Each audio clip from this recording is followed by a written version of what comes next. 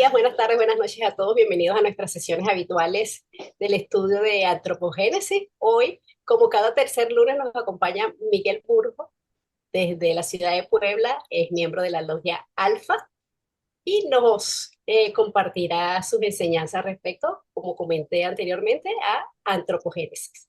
Sean todos bienvenidos y disfrutemos y aprendamos mucho de la conferencia. Muchas gracias. Adelante, Miguel, los micrófonos son tuyos. Pues muchas gracias por permitirme participar con ustedes en este trabajo, en este servicio y vamos a abordar este tema pidiendo la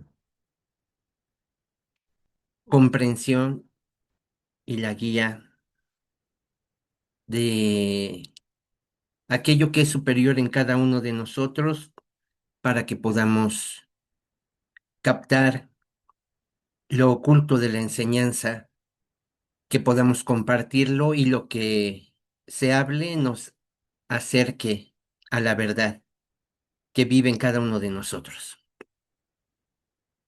Pues así entonces iniciamos el tema que propongo para esta consideración es por qué Prometeo corresponde con Satanás.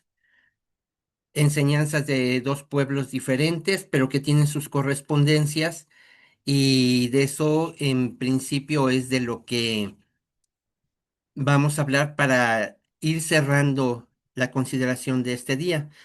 Estamos entonces tratando comentarios a las eslocas 38 a 42 de la estancia 10 del tercer tomo, según el ordenamiento que en la actualidad tenemos en las versiones de la doctrina secreta, es el tomo 3. El tema general es antropogénesis, como lo presentó la maestra Blavatsky.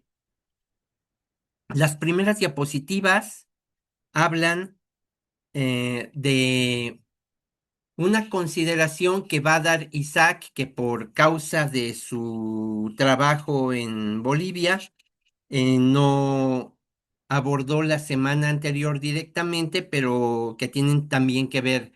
El tema que trató a manera de conferencia está basado también en el capítulo, o más bien en la estancia 10, y nosotros estamos abordando en estas primeras diapositivas la última parte de lo que él va a considerar en esa presentación que promete hacer al llegar a España, para enlazarla con el tema que nos corresponde por esta ocasión. Entonces, inicio con las citas finales de la consideración de Isaac para la próxima ocasión, y tiene que ver con estos, este ser colectivo, porque Elohim es una palabra en plural y que algunos enseñan que es un plural de majestad o de magnificencia, pero en la enseñanza teosófica, cuando se trata el tema de Elohim, puesto que entendemos por la enseñanza oculta que hay series de jerarquías que cada una en su nivel, en orden a la ideación universal y dirigidos por Diane Chuhans, o señores de la meditación, o arcángeles, como se les quiera ver según la enseñanza aria o la enseñanza cristiana, plasmaron en la materia, en un devenir continuo, la ideación divina, creando formas y generando el orden del cual nosotros formamos parte en este plano de percepción. Entonces, hablando acerca de la enseñanza cabalística, tal como se comparte en el Código Nazareno, dice esta sección: los seres o el ser llamado colectivamente Elohim, que pronunció el primero, si en efecto fueron pronunciadas, dice la maestra Blavatsky en su comentario, las crueles palabras que se citan en el capítulo 3 del Génesis, ved, el hombre se ha hecho como uno de nosotros para conocer el bien y el mal. Aquí me permití citar, no lo cita la maestra Blavatsky, pero este es de mi iniciativa y tiene que ver con la enseñanza cristiana en términos de lo que compartió primero el apóstol Pablo y después una cita de una de las cartas del apóstol Pedro en 1 Corintios 6:3, haciendo referencia a esto de que el ser humano se iba a ser como un Dios, o se ha hecho uno como nosotros, dicen los Elohim, para conocer el bien y el mal, dice el apóstol Pablo, no saben, hablándoles a los, quiero pensar yo, iniciados también en el conocimiento oculto, que formaban parte de la congregación de Corinto, dice, no saben, les recuerda, no saben que juzgaremos a ángeles, como si parte de la enseñanza que él les había compartido incluía esto, es decir, que el desarrollo que el ser humano alcanzaría le permitiría, en este orden universal, por el lugar que alcanzaría dentro de estas jerarquías, hasta abordar el trabajo de ángeles.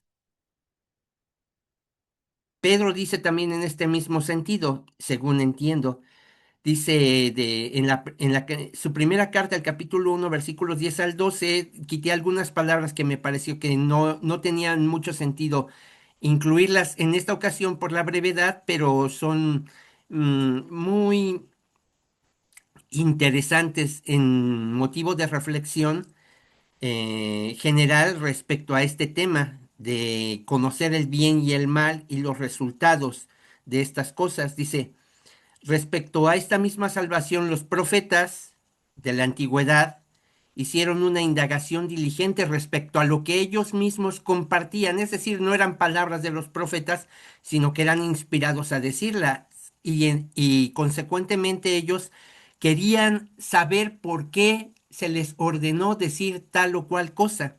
Entonces, de todo lo que dijeron ellos y otros profetas, hicieron una indagación inteligente y les fue revelado que, y les está hablando a aquellos que estaban en las congregaciones, dice, para ustedes ministraban, es decir, cuando se hablaba de esa salvación que incluía todo esto de conocerse a sí mismo, salvarnos o salvar a los que abordaban esta información de esta manera, en estas escuelas, salvarlos de la ignorancia, para ustedes ministraban de la ignorancia del conocimiento de ellos mismos o de nosotros mismos si lo aplicamos en nuestro caso personal.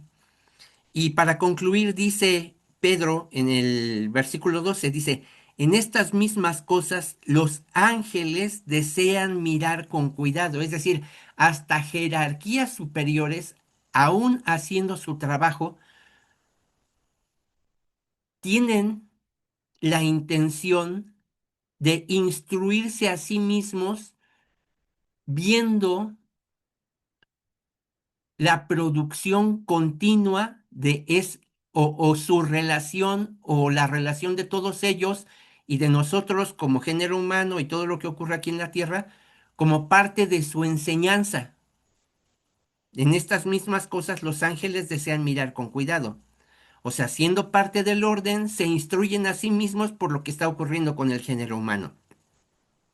Y ahora sigo con el comentario de la maestra y dice, y ahora hablando del Elohim, es decir, de aquel que está viendo cómo el hombre se ha hecho de uno como ellos para conocer el bien y el mal, y ahora no sea que alargue su mano y coja también el árbol de la vida y coma y viva para siempre.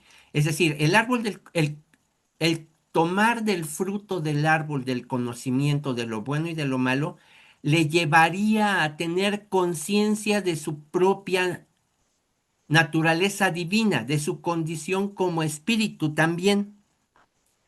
y entonces tome conciencia de que los vehículos, desde el mental inferior hasta el vehículo de los deseos, el vehículo kamamanásico, el astral, el vehículo físico, la energía de vida como prana y que conforman la personalidad, tendrían su plazo de caducidad regido por la ley superior expresada en la ley de los ciclos, pero que a eso no estaba sujeto el espíritu que realmente somos.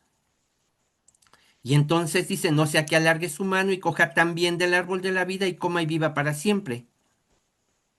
Quien expresó esto, dice, tiene que haber sido verdaderamente el Ildabaoth, el demiurgo de los nazarenos. En estas primeras diapositivas vamos a abordar el tema que corresponde a la descripción de Ildabaoth, así como cada uno, nosotros incluidos, si abordamos nuestro ser trascendente,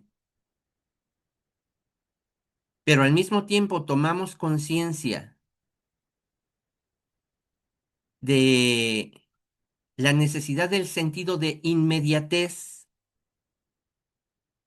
en términos de lo reducido que es la vida en estos planos de percepción, es decir, los vehículos están sujetos a la ley de los ciclos, cumplen su ciclo y entonces la experiencia en estos planos termina, tal como lo hemos visto y tenemos conciencia de ello, de la enseñanza teosófica y en nuestras propias vidas. Pero el ser trascendente es luz o siendo luz, aún en esos planos, tiene su grado de sombra, mucho más en estos planos, envueltos en la materia y en la oscuridad de la ignorancia y de la identificación con los vehículos físicos. Vamos a hablar de esto entonces. Considerar a Satán, la serpiente del Génesis, como el verdadero creador y bienhechor, el padre de la humanidad espiritual, aquí hago un paréntesis, porque es claro que la enseñanza cristiana habla acerca de Satanás como el resistidor, el ángel oscuro que vive en el infierno y que se complace en martirizar a humanos que llegan a su dominio. Y sin embargo, la doctrina oculta lo aborda de una manera diferente. El lugar más bajo, el infierno, porque eso es lo que significa la palabra, pues es esta misma tierra. El más denso de los globos en la cadena planetaria y en el orden, por ser más denso desde la emanación proveniente de aquello que no está sujeto a ninguna medición, lo absoluto, pasando por los planos mucho más sutiles de la no forma y abordando los planos en los que las conciencias toman vehículos cada vez más físicos densos, pues entonces aquí mismo es que la actividad de este Lucifer a favor de la humanidad, la doctrina oculta lo presenta como el padre de la humanidad espiritual en términos de ofrecerle el conocimiento a este primero Eva y después Adán, estos arquetipos masculino paterno y femenino materno, que representan la etapa de la tercera raza raíz en el proceso de involución en los vehículos cada vez más densos, más animales y con menos conciencia de sí, al despertar a la conciencia de sí por esta hueste, los egos reencarnantes que tomaron vehículos en su momento con un propósito definido y de este propósito vamos a hablar. Considerar a Satán la serpiente del Génesis como el verdadero creador y bienhechor, el padre de la humanidad espiritual, porque él fue precursor de la luz. De hecho, el nombre Lucifer significa portador de luz, el radiante y brillante Lucifer que abrió los ojos del autómata creado por Jehová. Entonces, el animal humano, inconsciente de sí mismo y por tanto irresponsable, no podía generar karma, puesto que teniendo todas sus necesidades satisfechas y teniendo una conciencia limitada en estos planos de percepción, pues no podía interactuar con, o no tenía necesidad de interactuar con otros para conocerse a sí mismo. Entonces Lucifer abrió los ojos del autómata creado por Jehová, según se pretende, y nos confirió la inmortalidad espiritual.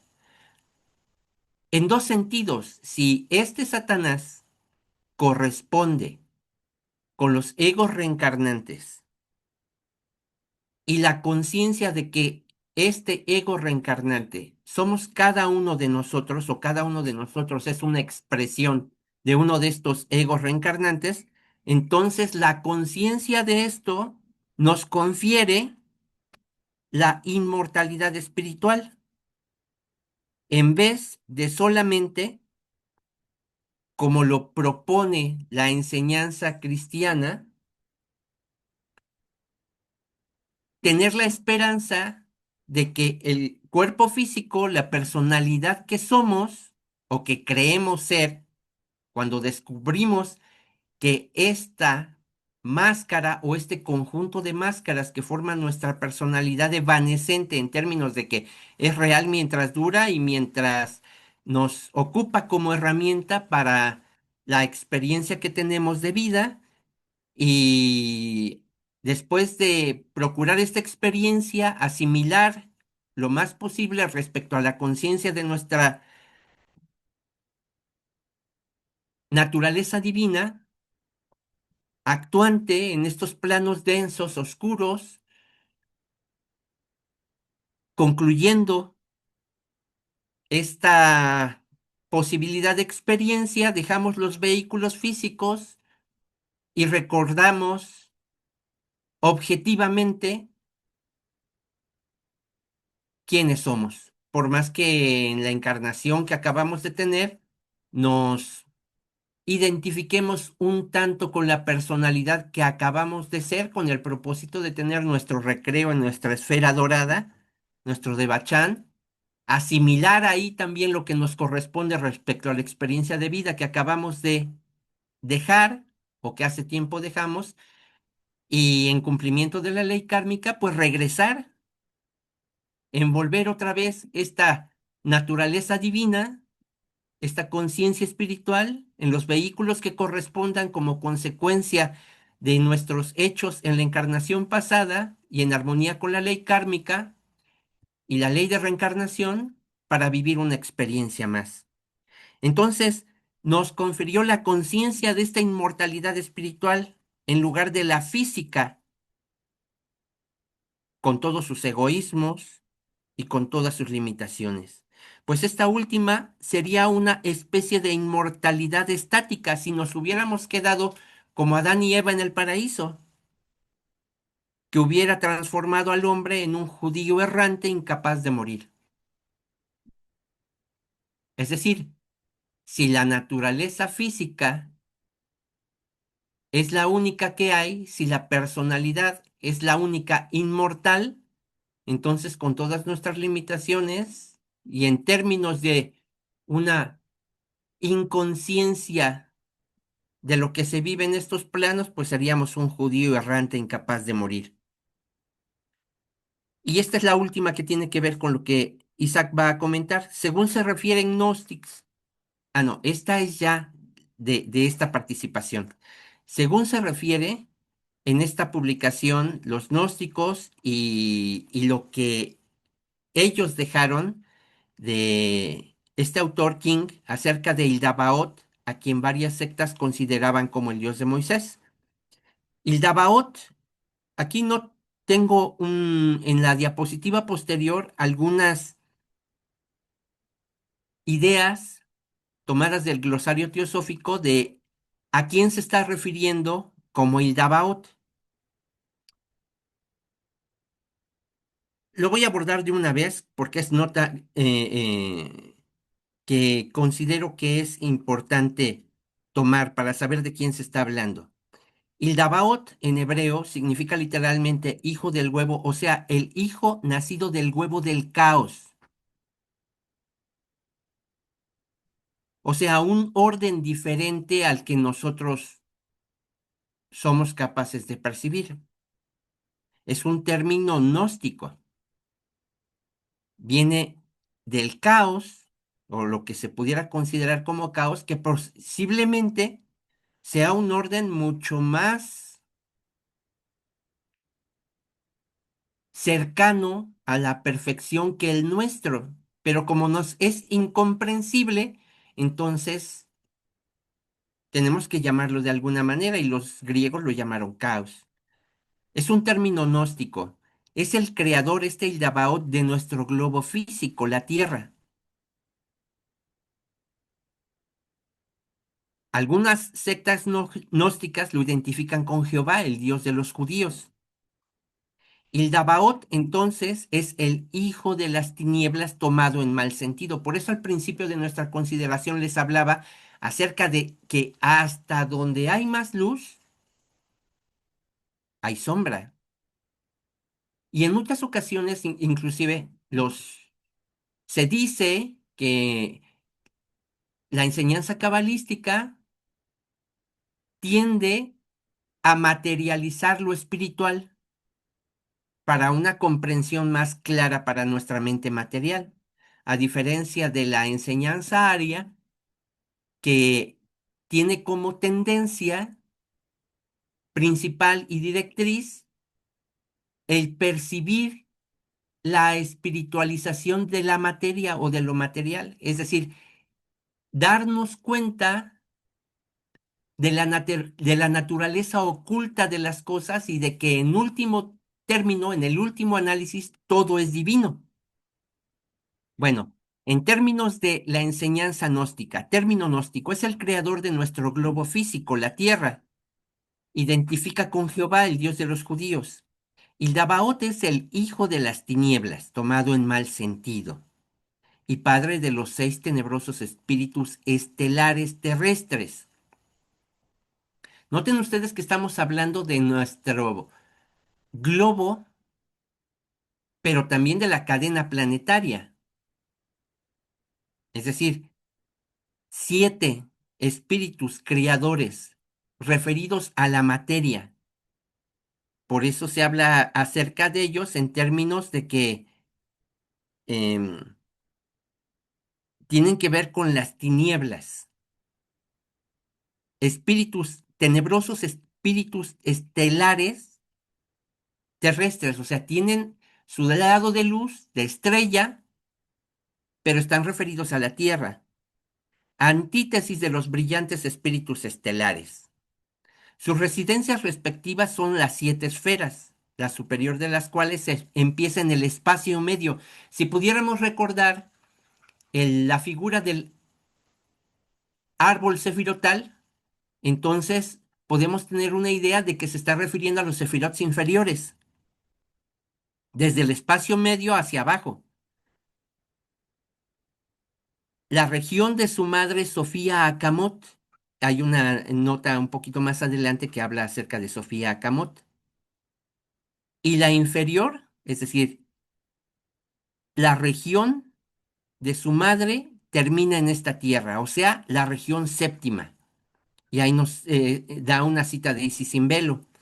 Y Labaot es el genio del planeta Saturno, más bien el mal espíritu de su regente. Si recordamos que todos somos todo, que los 7 planetas regentes, o más bien, los 7 planetas tienen su propio regente y que nada está separado. y que recibimos la influencia de todos ellos y su servicio, aunque sean cada uno de ellos regentes en su propia cadena planetaria, en esta esfera terrestre recibimos influencia de cada uno de ellos. Y en estos términos se habla de la influencia del regente de Saturno, o más bien el mal espíritu de ese regente. Ahora, respecto a Akamot, hay dos Sofías en la enseñanza gnóstica. Una primera Sofía que tiene que ver con el conocimiento de lo divino, la Sofía de luz, pero hay en su proyección hacia los planos densos del ser, resulta como, quiero hacer una comparación que tal vez nos pueda ayudar en este sentido, como si en nuestro propio caso, nuestro yo superior, Manas, hace una proyección, un rayo de sí mismo que se envuelve en la materia y resulta ser Manas inferior, que se hace uno con el principio cámico y que en esta etapa de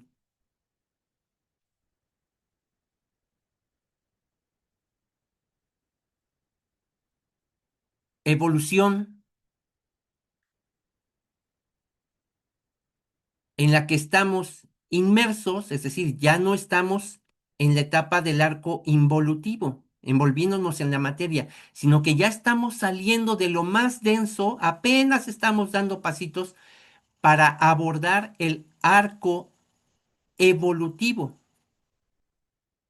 Pero tenemos mucho, mucho todavía de la cuarta raza raíz en nosotros.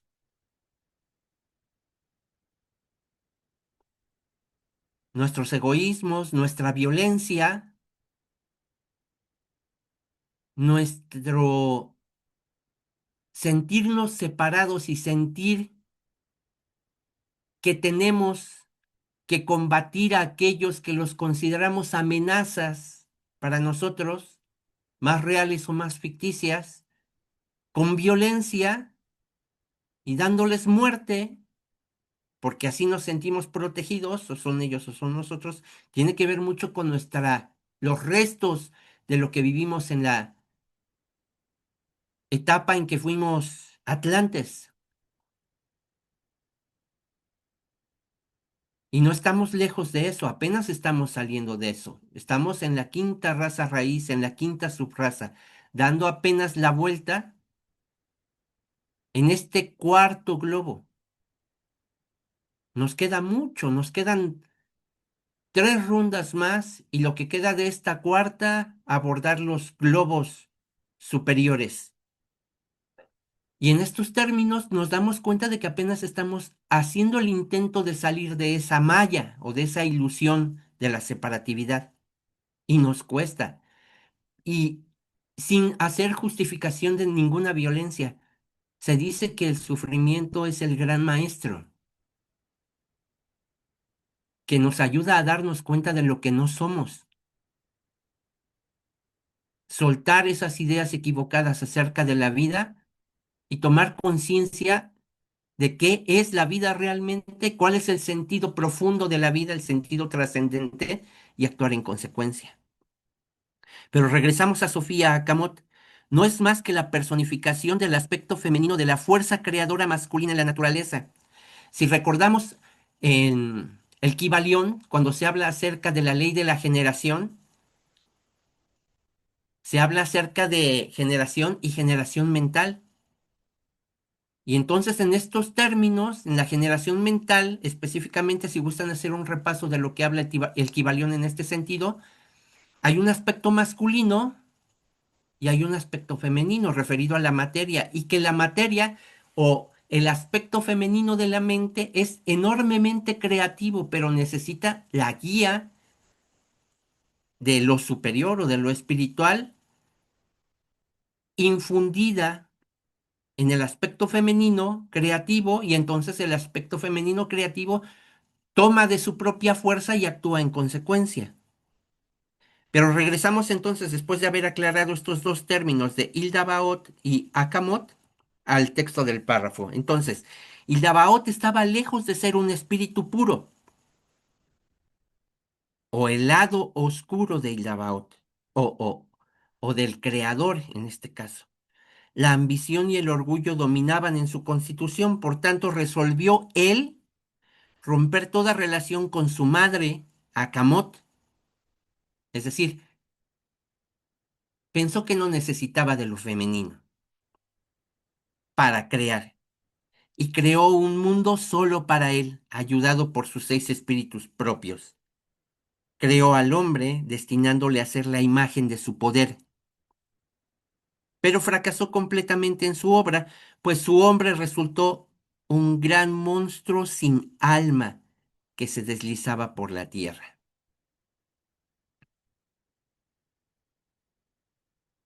Entonces recordemos a estas razas de las cuales nosotros formamos parte y que inconscientemente, pero en nuestros vehículos, no solamente el físico, el astral, como plantilla energética de lo físico, y nuestros vehículos camamanásico, pues existe mucho, mucho todavía de lo atlante que no terminamos de hacernos conscientes de ello y de dejar de identificarnos con ello. El hombre resultó un gran monstruo sin alma que se deslizaba por la tierra. Los seis espíritus entonces se vieron obligados a volver a traer su obra ante su padre para que la animase.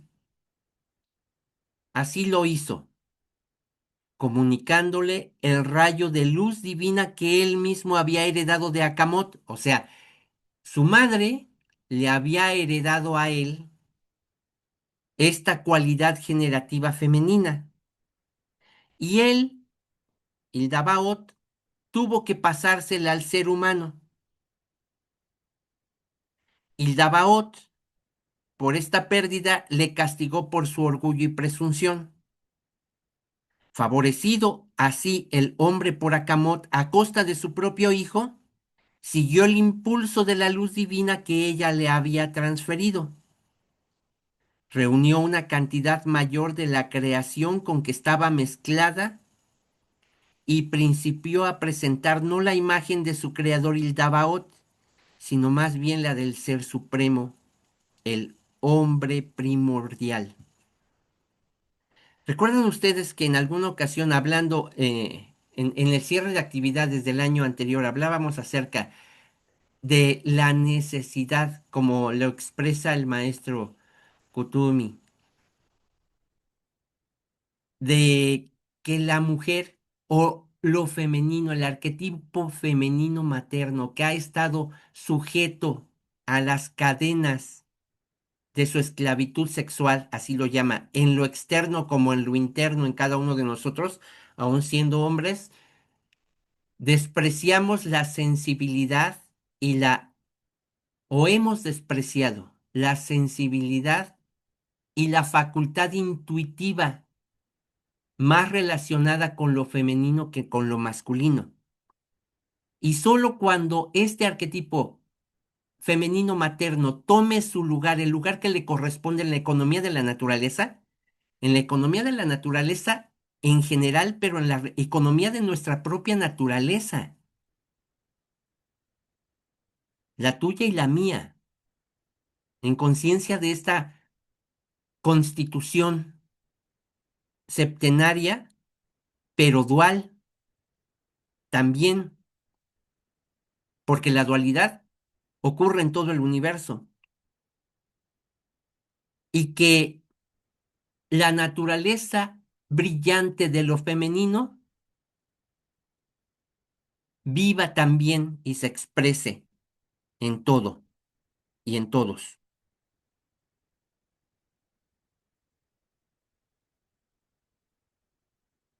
Y entonces regresamos a esto, favorecido así el hombre por Akamot, la cualidad creativa femenina a costa de su propio hijo, siguió el impulso de la luz divina que ella le había transferido.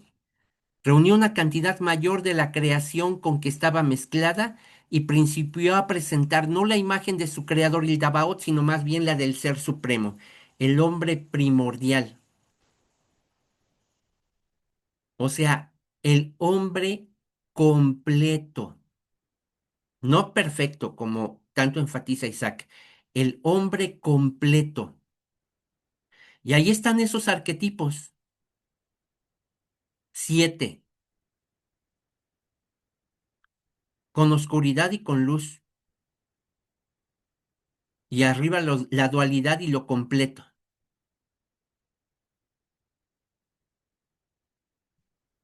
Ante este espectáculo, el demiurgo, dice el código nazareno, se llenó de rabia y envidia por haber producido un ser tan superior a él. Sus miradas, inspiradas por sus pasiones, se reflejaron en el abismo como en un espejo. La imagen se convirtió en instinto con vida y surgió Satán en forma de serpiente. En griego, Ophiomorphos, la encarnación de la envidia y la astucia. Ahí está el lado oscuro también. Pero no tiene que ser así. Surgió como oposición primero a la inconsciencia,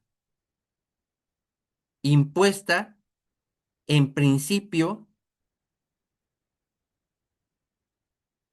por el creador y después negándole o apartando a su creación, el hombre,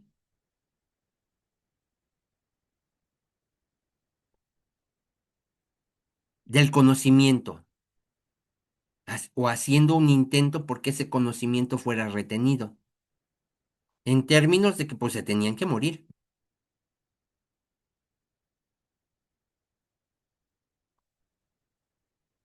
Ahora, eso es de lo que se habla en el Código Nazareno, pero el comentario de la maestra Blavatsky, esta es la versión exotérica de los gnósticos y la alegoría, aunque es una versión sectaria, es sugestiva y parece verdadera en la vida. Es deducción natural del texto de la letra muerta del capítulo 3 del Génesis, cuando se habla acerca de el Elohim o los Elohim, que hablaban acerca de separar al hombre para que no tomara del fruto del árbol del conocimiento de lo bueno y lo malo y también del árbol de la vida, del fruto del árbol de la vida. Y aquí, nuestro tema, ¿por qué Prometeo corresponde con Satanás?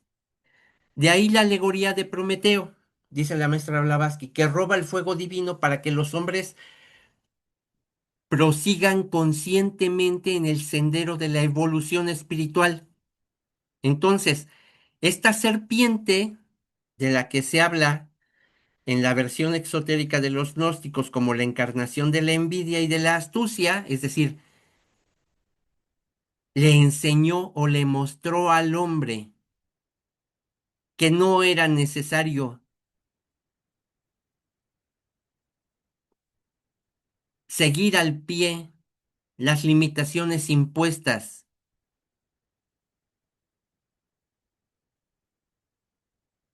por el creador, tal como se presenta en la letra muerta del capítulo 2 y 3 de Génesis.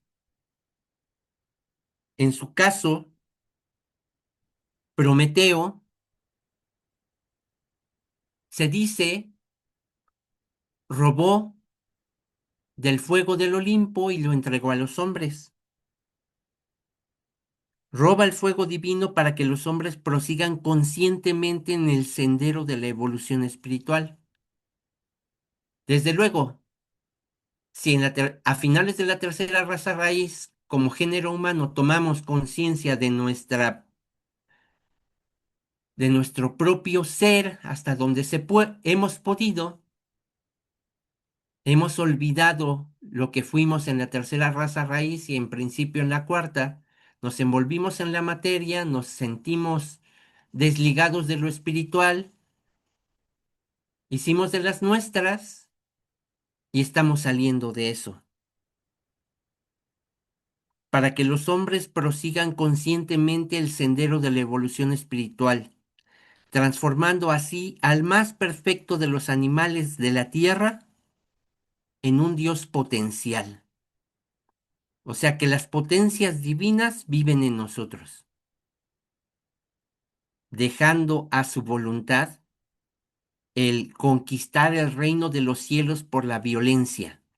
Esta expresión, conquistar el reino de los cielos por la violencia, es una manera de verter Mateo 11:12.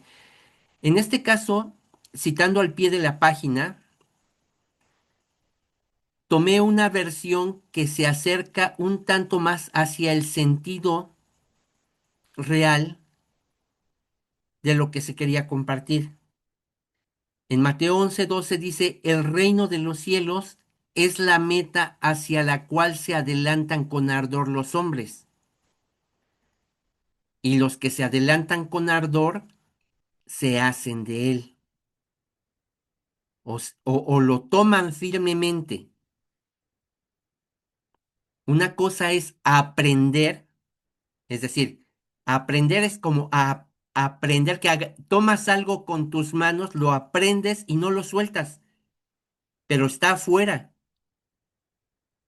todavía es letra muerta. Podemos repetirlos como pericos, pero eso no significa que lo hayamos asimilado, es decir, que hayamos comprendido por experiencia que eso somos. Esta idea que presenta el maestro Kutumi en otra carta dice, el grado de celo y diligencia con el que se busca el significado oculto por parte del estudiante es generalmente la prueba de hasta dónde está capacitado para la posesión de tan escondido tesoro.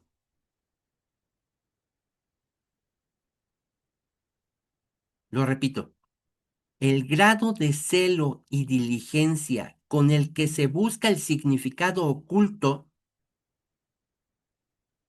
es decir, el lado espiritual o la naturaleza espiritual de las cosas, y eso solamente podemos lograrlo si generamos las condiciones en nosotros mismos, porque solamente lo espiritual conoce lo espiritual, o en otras palabras, la espiritualidad no es algo que se pueda describir con las palabras bondad o virtud.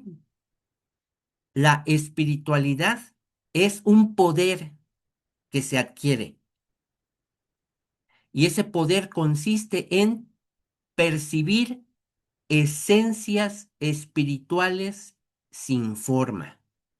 Repito, la espiritualidad no es algo que tenga que ver con las palabras bondad o virtud. La espiritualidad es un poder, el poder de percibir esencias espirituales sin forma, hasta observar, por llamarlo de alguna manera, ¿no? Tomar conciencia, hacernos conscientes objetivamente de la naturaleza oculta de las cosas. Bueno, repito, el grado de celo y diligencia con el que se busca el significado oculto en principio por parte del estudiante es generalmente la prueba de hasta dónde está capacitado para la posesión de tan escondido tesoro. ¿Está en ti? ¿Está en todo lo demás? Pero tienes que descubrirlo, el tesoro que vive en ti. Entonces, esto es lo que El reino de los cielos, que es tu economía divina, y la material también, porque todas las potencias están ahí. Conquistar el reino de los cielos por la violencia. Se adelantan con ardor los hombres y los que se adelantan con ardor se hacen de él. De ahí también la maldición pronunciada por Zeus contra Prometeo y por Jehová el Dabaoth contra su hijo rebelde, Satán. Las nieves frías y puras del monte Cáucaso y el fuego y las llamas perdurables y ardientes de un infierno inextinguible son dos polos opuestos y sin embargo la misma idea. El aspecto doble de una tortura refinada. Una quemada por frío es terrible. Lo mismo una quemada por calor. Un productor de fuego, emblema personificado de fósforos, de la luz y del fuego astrales en el Anima Mundi, ese elemento del cual el filósofo materialista alemán Moleskot decía, o sin fósforo no hay pensamiento, ardiendo en las fieras llamas de sus pasiones terrenales. Entonces, aquí está nuestro Prometeo, nuestro ego reencarnante, o el ego reencarnante que también somos, haciéndose un deudor solidario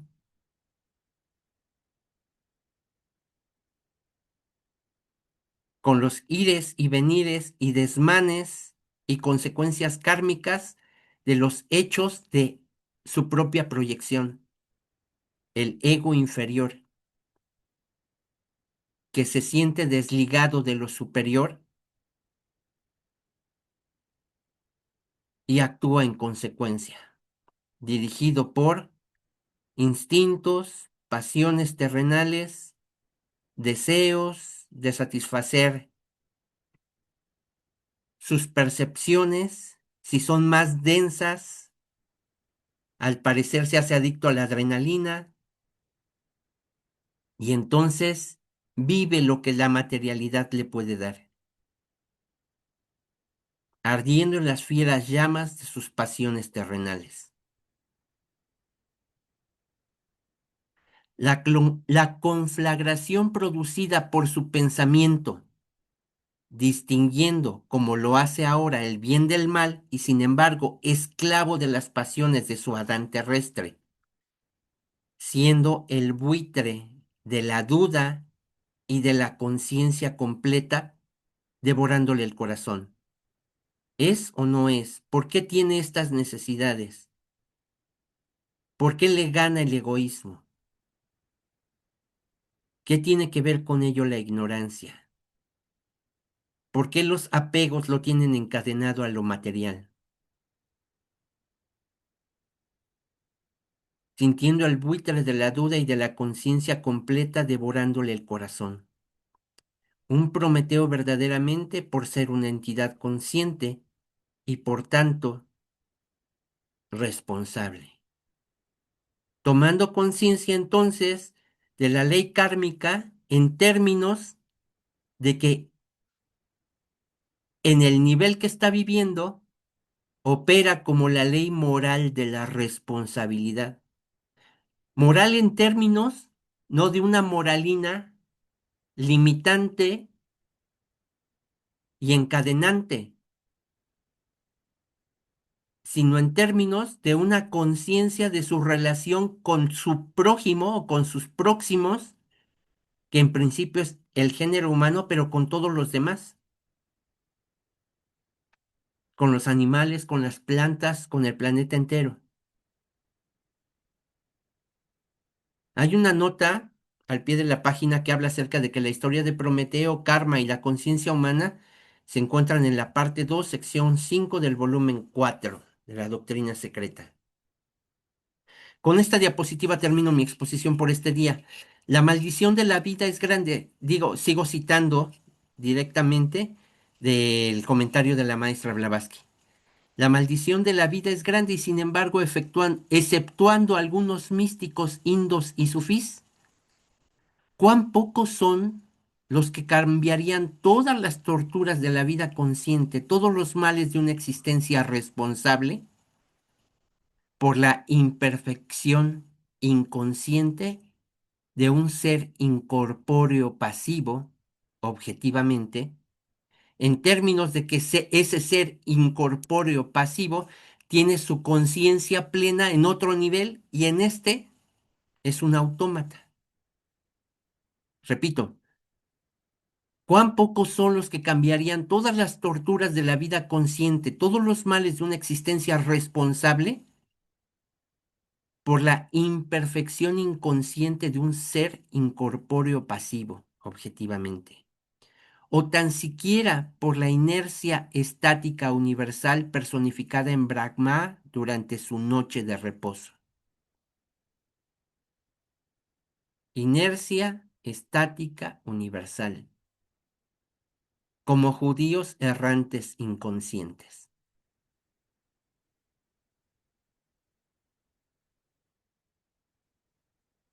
Pocos cambiarían esta vida de sufrimiento por una conciencia en ese nivel. Y hasta aquí concluyo, si me permiten, suspendo el compartir para comentarios. Bueno, como has citado al principio el Corán, pues iba a decir que en el Corán diferencian entre ángeles y genios. A los genios los llama jinn, D-J-I-N-N, jinn. Entonces, Satanás o Iblis era un genio. Y cuando Dios le dijo, inclínate ante el hombre, de que es la obra, es el califa de la creación, Satanás le dijo, no, porque yo estoy hecho de fuego y el hombre está hecho de arcilla. Los ángeles estaban hechos de luz. Los genios, que eran una categoría inferior, estaban hechos de fuego. Y el hombre era lo más inferior y era de arcilla, lo más material. Entonces, Satanás, con su orgullo, le dijo, no me inclino ante el hombre porque es inferior a mí, porque está hecho de arcilla.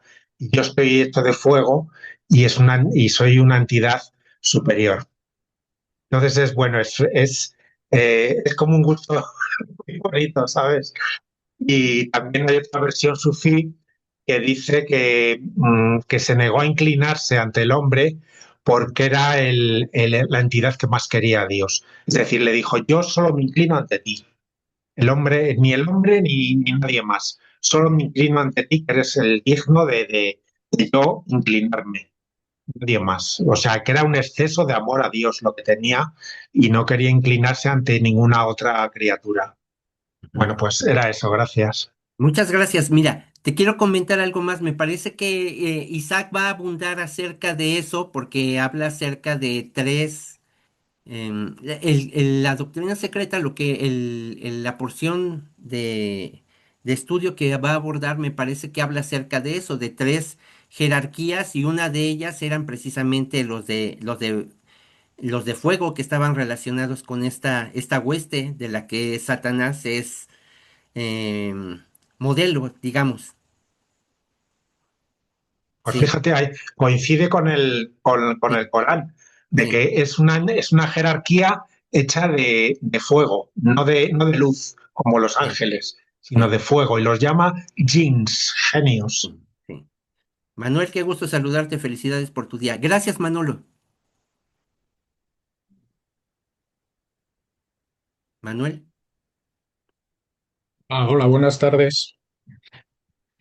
Sí, bueno, siguiendo la línea de Manolo, eh, era por hacer alguna aclaración. Es que yo entiendo que ha habido, en lo que se ha dicho, ha habido muchas mezclas, porque se ha mezclado gnosticismo con judaísmo, en cierto modo, islam o, o cristianismo heterodoxo. Porque, por ejemplo, comparar a Prometeo con Satanás, yo creo que no tienen nada que ver realmente. Porque, primero, Prometeo era un titán que lo que hace es llevar luz al mundo para el bien de la humanidad.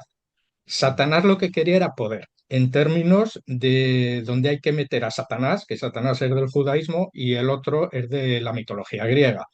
Por lo tanto, la comparación no es la adecuada, entiendo yo, pero bueno, en cualquier caso, yo creo que son antagonistas, porque además el término Satán, en términos judíos, porque Satán es un término judío, es una cualidad del alma humana, una cualidad negativa o desviacionista del alma humana, igual que el, el mesianismo es una cualidad también del alma humana de enderezar los caminos del hombre.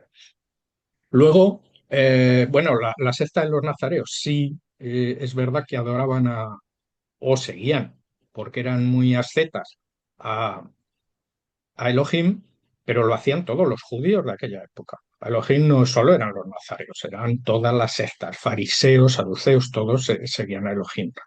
Y eh, por cierto que Elohim no es un plural, la palabra Elohim no es un plural de dioses. Es un plural de Dios con 72 atributos, por eso se dice Elohim, pues son 72 atributos que tenía el Dios de los judíos, dicen, ¿no? Por eso los 72 nombres que aparecen en el árbol de la vida, en la Cábala. ¿Qué más cosas? Bueno, el demiurgo, claro, a ver, el Debaot es la parte negativa del demiurgo. El demiurgo, bueno, es que, a ver, es complicado porque eso es gnosticismo. Nos hemos metido en el tema del gnosticismo. El demiurgo es creado por Sofía, sabiduría. Pero Sofía no es femenino, es un ser andrógino, porque viene del pleroma, de la primera creación. La primera creación, que es la del pleroma, Sofía comete un pecado y se la expulsa del pleroma, al vacío. La expulsa el creador, al vacío. Y de su arrepentimiento es lo que dice sobre todo Valentín, que es el que mejor expresa este evangelio para entender el gnosticismo, porque era el número uno de los gnósticos junto con Marción. De su arrepentimiento y de sus lágrimas se crea la materia, pero la materia en forma de caos, desordenada, pero materia divina, que es luego al final lo de la creación. Por eso luego el pleroma al completo, cuando piden al Padre Creador, que es el Dios máximo, que sería el para Brahman, quizá, que la perdone, y él la perdona, es cuando dice todo el pleroma o Félix culpa, porque dice, saben que se va a crear el universo en ese momento con esa materia. Y entonces ella, antes de ser redimida e introducida de nuevo en el pleroma, crea al demiurgo como tal. Y el demiurgo no se ve a sí mismo, mira hacia arriba y contempla lo de arriba y copia lo de abajo. Y ahí entra Hermes Trismegisto, con lo que es de arriba es abajo. Crea todo y crea un hombre, a imagen y semejanza de él. Pero claro, crea un hombre porque no por maldad lo crea, eso lo dice Valentín por ignorancia, porque no sabe cómo hacerlo. Y hace un hombre y lo deja reptante, lo deja sin alma. Y entonces su madre se apiada del hombre y le dice al hijo, al demiurgo, sóplalo en la nariz. Y cuando lo sopla en la nariz, el hombre coge el alma y el espíritu, se yergue como hombre, pasa a ser la figura de la creación y el demiurgo pierde el alma y es cuando pasa a ser la, la figura de Hildeagó, a partir de ese momento. Y entonces cuando entra esa dualidad que necesita sacrificios y todo este tipo de cosas, porque él tiene que coger el alma a través de los sacrificios. Eso lo dice el gnosticismo, pero no es un término del judaísmo. Por eso cuando se mezcla, por ejemplo, se entra a Génesis 3, por ejemplo, como habéis citado, Elohim en Génesis 3 ya no aparece en ningún sitio, es Yahvé el que aparece en Génesis 3. Elohim solo aparece en Génesis 1 porque es el creador, es el que crea, y es el que crea al hombre primordial. En Génesis 2 ya también es Yahvé y es el que crea al hombre normal de la tierra y el barro y tal. Y Prometeo, para concluir, lo más parecido que sería la figura de Prometeo sería al Adán Cadmón, al hombre primordial. ¿Y por qué? Por el castigo, sobre todo, es por lo que muchas veces se saca a la luz este estudio. Porque Prometeo, cuando se le castiga, se le ata a la roca y un águila le come le come el hígado todos los días y se le regenera y todos los días tiene ese sufrimiento. Y el hombre es desterrado a la tierra y entonces tiene que todos los días trabajar y sudar horas de trabajo para sobrevivir. Y es el mismo contrapeso. Y bueno, por último, mm, el tema de Primera de Corintios 6:3. Claro, pero lo que hace aquí Pablo es una metáfora muy importante. Es una metáfora. Y lo que está diciendo Pablo es que el hombre en el juicio final va a tener un papel también. Va a tener un papel de jurado, pero no que vaya a juzgar él a los ángeles. Aunque Pablo entiende que el hombre es superior a los ángeles. De hecho, el hombre, quitando a Dios, es el ser más importante para el cristianismo, para el islam y para el judaísmo. ¿Por qué? Porque el hombre tiene cuerpo, alma y espíritu. Los ángeles solo tienen alma y espíritu. Y nosotros tenemos cuerpo, alma y espíritu y nos podemos mover en todas las dimensiones que no pueden hacer los ángeles. Y esa es la importancia que tiene el hombre. Y bueno, nada más, solo era eso. Iba a comentar lo de Mateo 11:12, pero no, porque es bastante complicada esa parte. Gracias y bueno, enhorabuena, muy buena conferencia. Muchas gracias por tu comentario, Manuel. Yo quiero abordarlo en dos sentidos. Primero, el segundo objetivo de la sociedad teosófica es em, hacer un estudio, así se propone, de las obras, especialmente orientales, que tienen que ver con todo esto que ahora conocemos como teosofía. De hecho, de lo que propone la teosofía es encontrar las correspondencias en una enseñanza y en otra, porque eso es la teosofía, encontrar esa enseñanza que está oculta en todos lados. No quiero decir que lo que tú estás diciendo no sea cierto en esa área o dirección de pensamiento. Lo que estoy diciendo es que corresponde, puesto que es un modelo que está oculto y que se ha expresado de diferentes maneras en el idioma y las circunstancias de cada pueblo, pero la enseñanza oculta es la misma para todos. Ahora, ese es el primero. El segundo, en las notas Bowen, este discípulo de la maestra Blavatsky que estuvo con ella y tomando de su enseñanza en los últimos meses de vida de ella, hablaba acerca de que ella misma decía que no se anclaran ni siquiera en ella como la última palabra respecto a la enseñanza oculta, porque podría haber cosas que ella como amanuense, así lo dijo o así lo interpreta este discípulo de la maestra, no haya tenido conciencia plena de lo que había estado escribiendo o de lo que le habían pasado los maestros de sabiduría que junto con ella escribieron la doctrina secreta. Algunos de sus discípulos decían que la maestra ya estaba bajando y que estaba em, perdiendo autoestima y en contraste, este Bowen con otros decía que la maestra estaba diciendo que no se anclaran a ella, sino que ampliaran sus percepciones de tal manera que pudieran ver esas correspondencias en la enseñanza oculta de todos los pueblos. ¿Y esto por qué me viene a la mente? Porque también uno de los maestros de sabiduría dice que todo lo dogmático no es teosófico. Entonces, no digo que cada quien tenga su propio pensamiento y se haga estudioso y se haga sensible, y si ese estudio lo hace mejor persona, qué bueno para él o para ella. Pero no es lo único, y el camino de cada uno consiste en dar sus propios pasos en ese término de descubrimiento de nosotros mismos.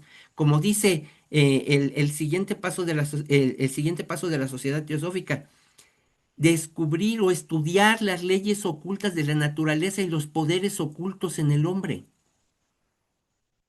Es decir, percibirnos. Ese es el objeto del estudio. Percibir el lado oculto de la naturaleza. Es decir, que el cultivo de nuestra propia espiritualidad nos permita ver la espiritualidad en todas las cosas, en los que están rodeándonos, en lo que los poetas griegos decían, en ello vivimos, nos movemos y tenemos nuestro ser, según dice el apóstol Pablo, me parece que en el capítulo 13 de los Hechos de los Apóstoles. Pero el asunto es ese, es un trabajo personal que tiene como propósito, ¿cómo decirlo? Que nuestra naturaleza personal se absorba en la esencia de Manas, porque solamente a través de este antascarana que nosotros mismos trabajamos y somos, podamos alcanzar la iluminación de Buddhi, pero como dice una expresión también me parece de los maestros y de la maestra Blavatsky, galvanizados, este Buddhi galvanizado por la esencia de Manas, y eso es despertar el Cristo interno o despertar la iluminación, o como se le diga en cada una de las culturas y tradiciones antiguas de cualquier parte del mundo. Esa es mi opinión. Desde luego respeto las de todos los demás como estudiosos de los temas que nos interesan a cada uno, pero pues esa es mi opinión. Manuel, Sí, no, no, sí, yo estoy de acuerdo. Lo que trato de decir es que cuando estudiamos a personajes hay que ser lo más concretos posibles, no ponerlos de cualquier forma. ¿Por qué? Por una razón, porque es que, por ejemplo, el estudio de Satán con el estudio de Prometeo, bueno, el prometido, que era el significado que tenía, de Prometeo, es que no tiene nada que ver, no tiene nada que ver. Uno buscaba poder y desviar, y el otro sí que traía luz. Tendría mucho más, sería más factible la figura de Lucifer que la de Satán. Lucifer. Y la Ujú. figura de Lucifer es otro tipo de figura, no tiene que ver con el Satán. Y lo mismo que en el Edén poner a Satanás o a Satán. Y es que no tiene nada que ver, el Satán es terrestre, es condición humana y se crea cuando se crea al hombre. Es una creación de Dios para desviar al hombre, porque el libre albedrío solo se puede ejercer si tienes desvío hacia uno de los dos lados, o hacia el lado mesiánico o hacia el lado satánico. Es una condición humana, primero, de conciencia, y luego aparte se dice que también puede ser un personaje, bueno, que digamos se encarne para doblegar al mundo, igual que el Mesías también se puede encarnar en una persona. Pero es terrestre, en cambio la serpiente es edénica, y en la serpiente ningún libro, ni siquiera en los apócrifos, como los jubileos o libros de estos que hablan mucho de la serpiente, que es el Najas, eh, te habla de que tenga que ver con nada satánico. No existe porque no existía la dualidad todavía ahí. Existe a partir de ahí, a partir justo, que es cuando se crea Satán. Y entonces muchas veces se hace esa mezcolanza, pero no obedecen al mismo personaje, o ni siquiera a personajes que tengan que ver.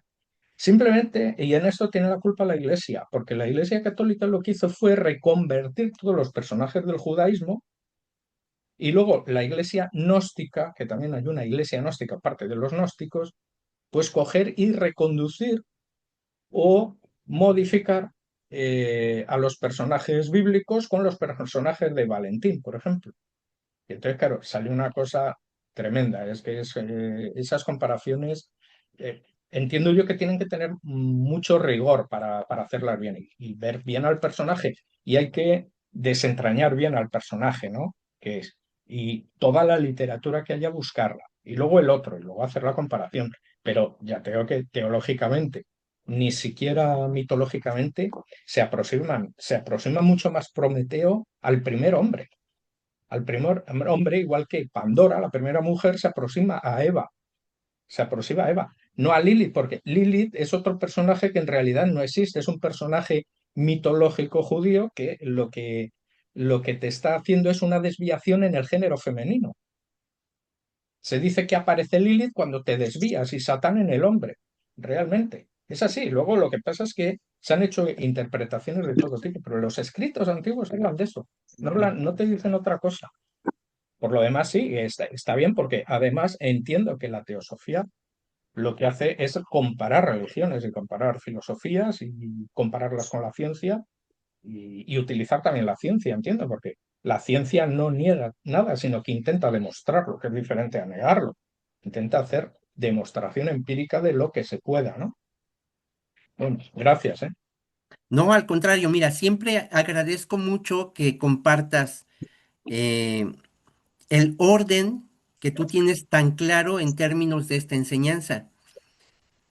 Y solamente en términos de mucho respeto para la opinión de cada uno, enfatizo que es un camino que cada uno anda,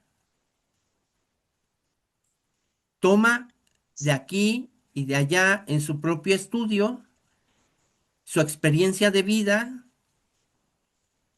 es capaz de reflejar en su vida diaria, cotidiana, más o menos la inspiración que recibe de su estudio en términos de que va descubriendo su verdad interna.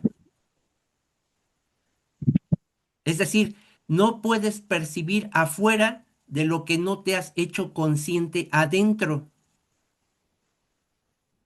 Si es eso cierto, entonces se confirma esa expresión de que todo fenómeno de percatación es una proyección.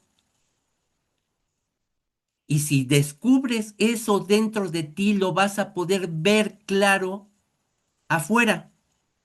Y entonces, si percibes tu espiritualidad, entonces, y la cultivas, entonces vas a poder percibir la espiritualidad afuera y con todo lo demás y con todos los demás. Los, si percibes la espiritualidad en ti, entonces la vas a poder ver en todo y en todos. Y eso cuenta. Puede ser que una persona no sea tan instruida en términos de detalles, pero vive de una manera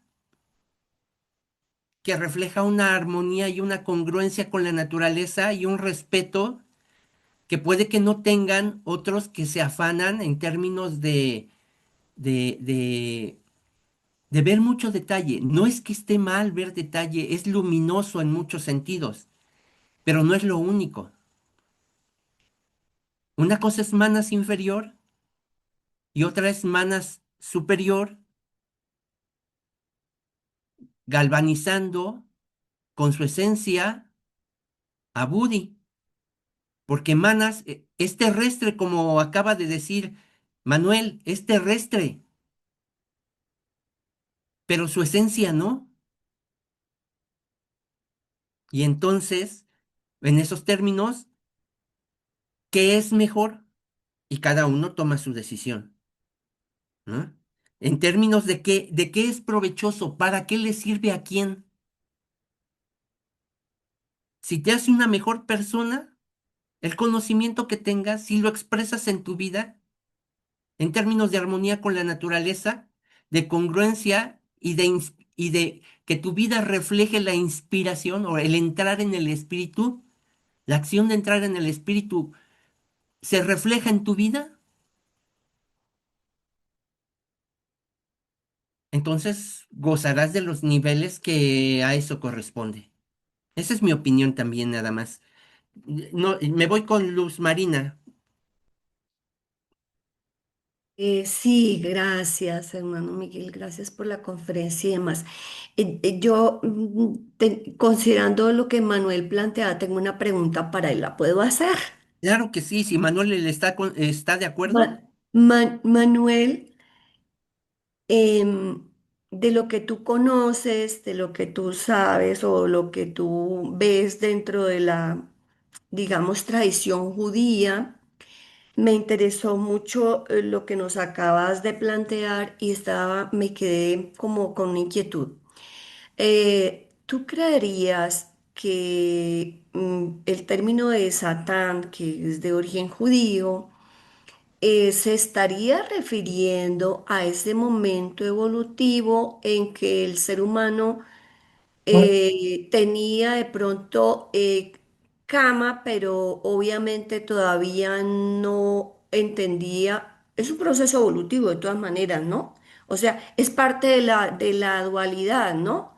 Deus inverso, bueno, entonces luz y oscuridad, bueno.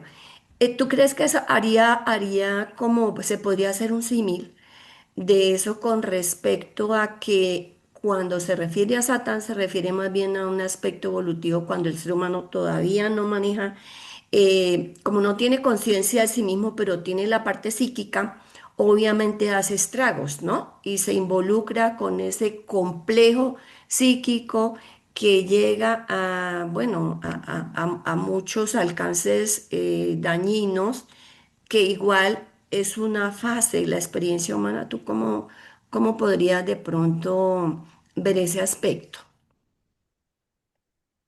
Yo lo que he dicho antes a Miguel, Satán es una herramienta. Satán es una herramienta que tiene la condición humana y que se dota a la condición humana, independientemente de que haya un arquetipo superior que sea satánico. Pero en lo que concierne al hombre, Satán es una condición humana para ejercer libre albedrío. Y a veces es buena. Incluso eso lo dicen los mismos judíos, en el Midrash lo dice, que a veces es buena. ¿Por qué? Porque hacer algo negativo en un momento dado a lo mejor es bueno. Es ¿Y conveniente. a qué me refiero? Pues voy a poner un ejemplo muy brutal, pero si yo hubiera pegado un tiro en la cabeza a Netanyahu hace 2 años, a lo mejor no había matado a tanta gente en Gaza. Yo hubiera usado mi lado satánico, hubiera acabado con un personaje, me hubiera condenado, pero hubiera sido en aras de un bien mayor, de un Mm, aras de traer más luz al mundo o un Prometeo del mundo. Y ahí es como se enlazan los personajes. Y eso es lo que decía yo, de enlazar los personajes, pero con la coherencia de los personajes quienes son, porque por enlazar se puede enlazar todo. Como bien dice Miguel, todo viene de la misma esencia. Sí, pero si por claro, ejemplo queremos hacer un estudio antropológico del hombre de Cromañón, no lo podemos hacer con el hombre pequinensis. Lo tendremos que hacer con los neandertales, que es lo más próximo. Siempre hay que hacerlo por proximidad y ir abriendo los círculos. Eso es un término de claro. trabajo, abrir los círculos. Y el Satán es lo mismo. El tema satánico, pues es un tema que es para desviar al hombre. Lo que pasa es que la Iglesia Católica, cuando crea el infierno, porque el infierno es una creación de la Iglesia Católica, el infierno no lo crea ni el judaísmo ni el islam. En el judaísmo no existe el infierno. Por lo tanto, no hay un diablo allí metido ni existe. Hay seres caídos malignos, pero no necesariamente se llaman diablo ni nada de eso. La Iglesia lo crea y lo crea a partir de la Eneida Canto sexto de Virgilio.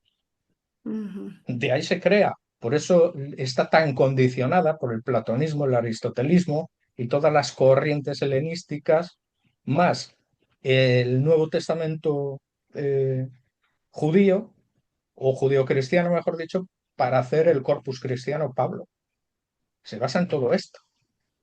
Y la idea Claro. entonces pasa de Satán a ser un personaje que está en el infierno y que nos condena y que se nos mete en nuestra mente, claro, y hacen esa mezcla, pero en realidad es la dualidad que tenemos. Tenemos una Claro, parte buena y una mala, claro, todos. claro. Y que se trata de que tenemos que tener dominio sobre ambas. Tenemos sobre Ujú. todo sobre la mala, tenemos que dominar, tiene que dominar esa parte Eso en el árbol de la vida, de hecho, te dice que ni siquiera lo bueno ni lo malo tiene que quitarse, porque es condición necesaria del ser humano, pero tiene que estar equilibrado y controlado. Por eso la Sefirot de Jochma y la Sefirot de Binah, que uno representa la inteligencia y el entendimiento, que el arquetipo es Eva, es lo femenino, y Adam es Jochma, que es la sabiduría y la intuición, tienen que estar equilibrados, no pueden estar encima uno de otro, porque si uno se superpone a otro, aparece Lilith o aparece el Satán y desaparece Eva y Adán. Ese mismo arquetipo es llevado al ser humano. Qué Entonces tenemos interesante, esa ¿no? naturaleza. Claro, muy interesante. Muchísimas gracias, Manuel, muy amable. Gracias. Gracias, Miguel. Sí, si me permiten hacer un comentario sobre el tema. Cuando Isaac nos ha hablado acerca de un,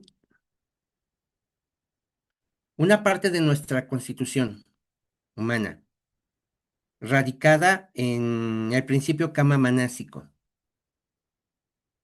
que en la psicología junguiana se le nombra la sombra.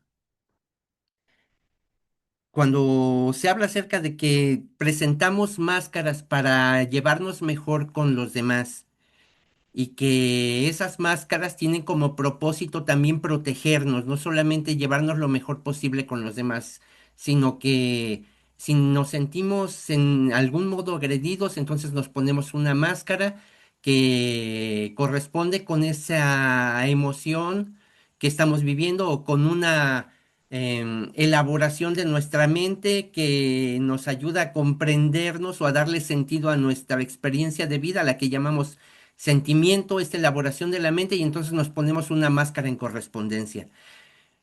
Entonces, delante de los demás parecemos buenitos, buenitos y que se puede confiar en nosotros y de que em, somos lo que entre comillas se conocería como buena persona. Y sin embargo, parte de nuestra naturaleza tiene que ver en nuestra intimidad, en lo que solamente tú sabes qué es lo que estás pensando, qué es lo que estás sintiendo y tomas conciencia de ello, entonces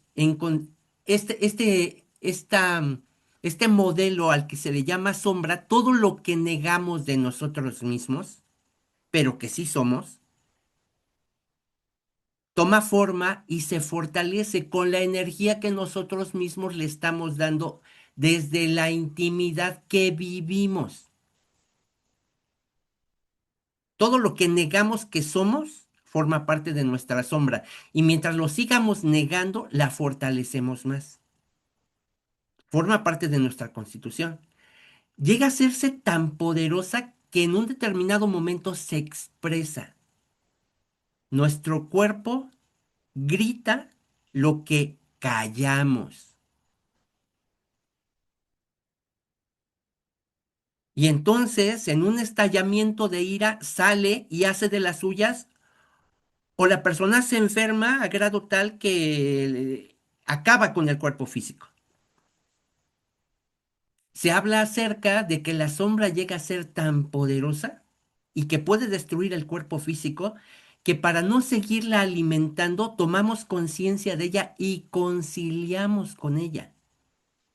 No la podemos acabar, forma parte de nuestra naturaleza. Lo que sí podemos hacer es conciliar con ella, quizás con palabras como estas. Sé que estás ahí, respeto tu lugar, pero no me identifico contigo. Y entonces, en términos de esta conciliación, podemos tomar decisiones a favor nuestro. Muchas veces la sombra está para defender nuestra propia economía de otras sombras, o de la sombra familiar, o de la sombra de ciudad, o de la ciudad, o de barrio, o de nación, o del mundo. Nuestra sombra está también para defendernos de otras sombras.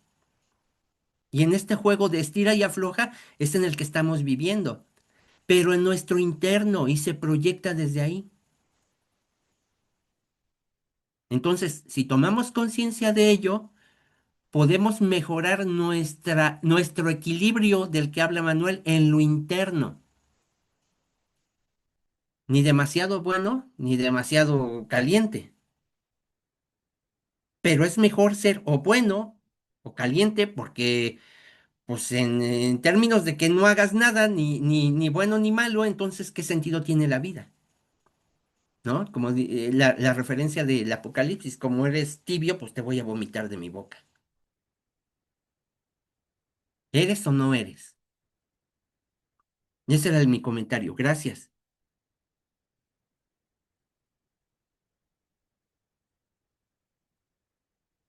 Si no hay nada más, concluimos. Julián, Sí, buenas tardes. Estoy de acuerdo con usted, señor Miguel. Yo la verdad no estoy tan de acuerdo con que, bueno, entonces matemos al enemigo, eh, porque con eso, digamos, salvaría parte de la humanidad para un bien mayor. Yo no estoy de acuerdo con eso. Que me disculpe el señor Fernández, pero me parece como que uno tendería, sí, a una visión más cristiana, aunque sí, a veces a uno le dan ganas, pero me parece que uno tiene que limitarse, digamos, o no, o digamos, expresar, digamos, sí, un bien mayor, ir hacia un bien mayor a pesar de. Eh, Eso solamente quería expresar, que creo que lo expresa también, por supuesto, la teosofía, y por eso estamos acá. Disculpen, gracias. agradezco tu comentario, Julián.